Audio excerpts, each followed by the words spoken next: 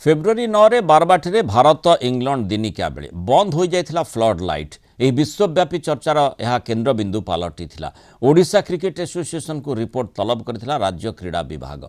एबे किंतु बारबाटी स्टेडियम रे आउ एक T20 मैच पई अनुमति देछि बीसीसीआई। आगामी डिसेंबर 9 तारिख रे मैच खेला जिवो। एने प्रतिक्रिया रखिछन्ति ओसीए संपादक संजय बेहेरा। आगकु जेभଳି फ्लड लाइट लिभिबा घटनार पुनरावृत्ति न हेबो सेतिपई प्रयास करा जिवो। प्रति फ्लड लाइट तले 2टी लेखाएं जेनेरेटर रहिबो। पूर्वर जेनेरेटर क्षमता 125 किलोवाट रहितबा बेले एबे 200 किलोवाट क्षमता संपन्न जेनेरेटर व्यवस्था करा जिवो।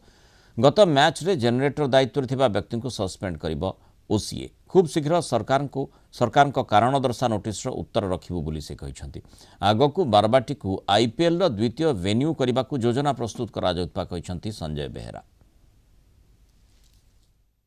ओडिशा आगामी दिन में केमती अधिका मैच पाइबो, केमती स्पोर्ट्स सेक्टर रे केमती आगु को जीवो।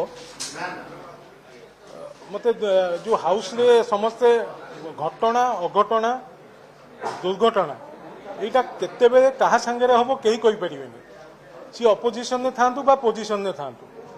तो गोटे इंसिडेंट हेतिला जोटा कि लाइट लिबि जाइतिला।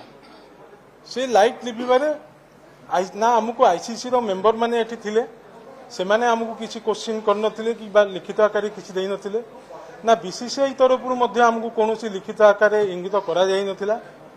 मते दुख लागिला जे स्पोर्ट्स डिपार्टमेंट हमको शोकज नोटिस मागिले, सेटा मते बहुत दुख लागिला। कारण आप कई जानि सुनी कि लाइट को लिभेई नथिले।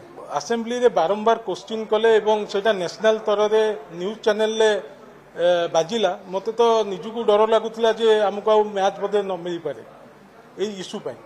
तेणुक मोर आईसीसी रो चेयरमैन को सहित कथा होइतिला एवं मु मोर दुखर कारणटा तांकु मु परिप्रकाश करथिली एवं सी मते कंसेंट देइथिले जे संजय बाबू आपण व्यस्त हुंतुनी, आपनको पुणी आउ गोटे मैच दिया जिवो एवं तांको कथा को प्रतिश्रुति देकी सी हमको आउ गोटे मैच देइचंती। मु आम ओडिशा क्रिकेट एसोसिएशन तरफरु एवं पर्सनाली मु तांको हार्दिक कृतज्ञता ज्ञापन करुची जे आम रिक्वेस्ट को रक्षा करिकी आगामी डिसेंबर 9 तारिख रे पुनर्बार गोटे इंटरनेशनल मैच देइथिले।